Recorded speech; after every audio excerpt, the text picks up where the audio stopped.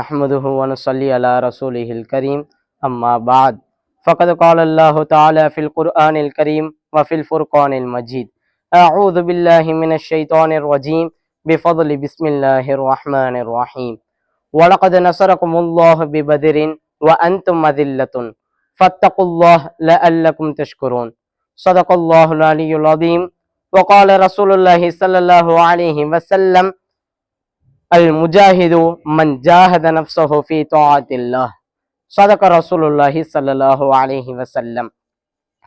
இவ்வுலகம் குஃபரிலும் ஷிர்கிலும் மூழ்கி கொண்டிருந்த காலகட்டத்தில் அல்லாஹ் எந்த மார்க்கத்தை இதுதான் உண்மை, இதுதான் உண்மையானது, இதுதான் பரிபூரணமானது என எந்த மார்க்கத்தை கூறினானோ, இந்த நபிக்காகத்தான் இந்த உலகத்தையும் ஆகிரத்தையும் நான் படைத்தேன் என்று எந்த நபியை கூறினானோ அந்த உத்தம நபி ஸல்லல்லாஹு அலைஹி வஸல்லம் அவர்களை கையிலே கொடுத்து, நபியே நீங்கள் சென்று இந்த மார்க்கத்தை எத்தி வையுங்கள் மக்களுக்கு மத்தியில் என்று கூறிய மார்க்கம் இந்த இஸ்லாமிய மார்க்கம். அப்படிப்பட்ட இந்த இஸ்லாமிய மார்க்கத்தை இந்த உலகத்தில் பரப்புவதற்காக பல போர்கள் நடந்து கொண்டிருந்தாலும் அதிலும் முக்கியமாக வரலாற்றிலே அடிக்கோடிட்டு காட்டப்படக்கூடிய ஒரு போர் என்றால் அது இந்த பத்ருடைய போர் தான். அது நடந்ததோ இந்த ரமலானுடைய மாதம். மற்ற போர்களான தபூக்கில் 30,000, ஹைபரில் 10,000 என ஆயிரக்கணக்கான சஹாபாக்களை கொண்டு போர் நடந்திருந்தாலும் இந்த பதிலிலோ வெறும் 313 நபர்கள் மட்டும்தான். ரசூலுல்லாஹி ஸல்லல்லாஹு அலைஹி வஸல்லம் அவர்கள் பத்ரு போருக்காக படையை நடத்தி கொண்டு சென்று கொண்டிருக்கும் பொழுது அந்த சஹாபாக்களுக்குரிய வார்த்தை ஃபத்தகுல்லாஹ், அல்லாஹ்வை அஞ்சிக் கொள்ளுங்கள். இந்த போர் அல்லாஹ்விற்காக நடத்தப்படக்கூடியது, இந்த மார்க்கம் அல்லாஹ்வுடையது. நீங்கள் ஜிஹாது செய்யக்கூடிய நோக்கம் அல்லாஹ் தஆலாவுடைய இந்த மார்க்கத்தை எத்தி வைப்பதற்காக என்று சஹாபாக்களுக்கு மத்தியில அந்த அல்லாஹ்வுடைய அச்சத்தை ஊட்டினார்கள்.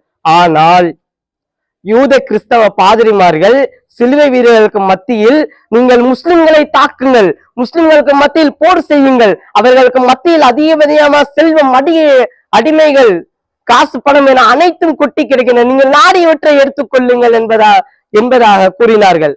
ஆனால் ரசூலுல்லாஹி ஸல்லல்லாஹு அலைஹி வஸல்லம் அவ்வாறு கூறியது கிடையாது. அவர்கள் ஊட்டியது அல்லாஹ்வுடைய அச்சத்தையும், அல்லாஹ்விற்கு எப்படி வழிபட வேண்டும், அல்லாஹ்விற்கு எப்படி அஞ்சி நடக்க வேண்டும் என்பதைத்தான் சஹாபாக்களுக்கு மத்தியில் ஊட்டினார்கள். இது ஒரு புறம் இருக்க, போர் நடந்து கொண்டிருக்கிறது, சஹாபாக்களோ ஷஹீதாகி கொண்டிருக்கிறார்கள். ரசூலுல்லாஹி ஸல்லல்லாஹு அலைஹி வஸல்லம் அவர்கள் சஜ்தாவிலே விழுந்து துஆ கேட்க, யா அல்லாஹ், இப்படியே போய்கொண்டிருந்தா இஸ்லாம் இன்றோடு அழிந்துவிடும், எங்களுக்கு உதவி செய்தருள்வாயா என்று ரசூலுல்லாஹி ஸல்லல்லாஹு அலைஹி வஸல்லம் அவர்கள் துஆ கேட்டுக் கொண்டிருக்கும் சமயத்தில் அல்லாஹ் தஆலா வஹயை இறக்குகிறார். வலக்கத் நஸரகுல்லாஹு பிபத்ரின், அல்லாஹ் உங்களுக்கு பத்ரில் உதவி செய்தார்.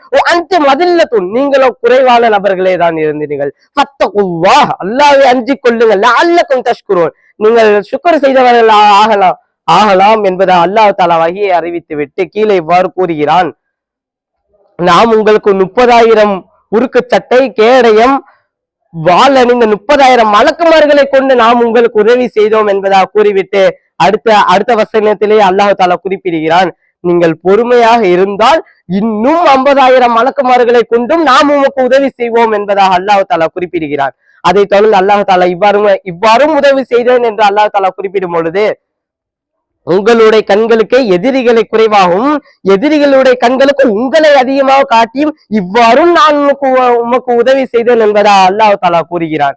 ஒரு முறை ஹுதைஃபா ரலியல்லாஹு தஆலா அவர்களுடைய அடிமை ரசூலுல்லாஹி ஸல்லல்லாஹு அலைஹி வஸல்லம் அவர்களிடம் வந்து, யா ரசூலல்லாஹ், ஹுதைஃபா ரலியல்லாஹு தஆலா என்னை சித்திரவதை செய்கிறார், இவ்வாறு தகாத வார்த்தை எல்லாம் பேசுகிறார் என்பதாக அந்த அடிமை ரசூலுல்லாஹி ஸல்லல்லாஹு அலைஹி வஸல்லம் அவர்களிடம் கூறும் பொழுது ரசூலுல்லாஹி ஸல்லல்லாஹு அலைஹி வஸல்லம் என்ன கூறினார்கள் தெரியுமா? அவர் பத்ர் போரிலே கலந்து கொண்ட சஹாபி, அவர் மேலும் பைஅத்து ரில்வானில் இருந்த சஹாபி, அவர் அவ்வாறு செய்திருக்க மாட்டார். அல்லாஹ்வை ஏமாலுமா ஷைஅத்தும், நீங்கள் நாடியவற்றை செய்து கொள்ளுங்கள் என்பதாக அந்த பத்ருடைய சஹாபாக்களுக்கு உத்தரவிட்டு இருக்கும் பொழுது அவருடைய தப்பை நான் எவ்வாறு சுட்டி காட்டுவது என்பதாக ரசூலுல்லாஹி ஸல்லல்லாஹு அலைஹி வஸல்லம் அவர்கள் கூறினார்கள் என்றால், பத்ருடைய சஹாபாக்கள் எவ்வளவு பெரிய அந்தஸ்து இருந்திருக்கும். காரணம் அவர்கள் அல்லாஹ் வைத்த தக்வா, அவர்களுக்கு மத்தியில் உள்ள பொறுமை, அல்லாஹ்விற்கு எவ்வாறு வழிபட வேண்டும் அந்த நடத்தை, ரசூலுல்லாஹி ஸல்லல்லாஹு அலைஹி வஸல்லம் அவர்கள் அப்படியே பின்பற்றிய அந்த வழிமுறை என அனைத்தையும் தான் அல்லாஹ் தஆலா அவர்களின் பார்வை, அல்லாஹ் தஆலாவுடைய பார்வை அவர்களின் பக்கம் கவனம் திரும்ப வைத்தது. எனவே நாமும் இவ்வாறு பொறுமையை கடைபிடித்து அல்லாஹ்விற்கும் ரசூலிற்கும் வழிபடக்கூடிய இந்த வழிபட்டு இந்த ரமலானை முழுவதும் இவ்வாறு கழிப்பதற்கு வல்லோன் அல்லாஹ் தௌஃபீக் செய்வானாக. வாஹிர தஅவானா அனில் ஹம்துலில்லாஹி ரப்பில் ஆலமீன்.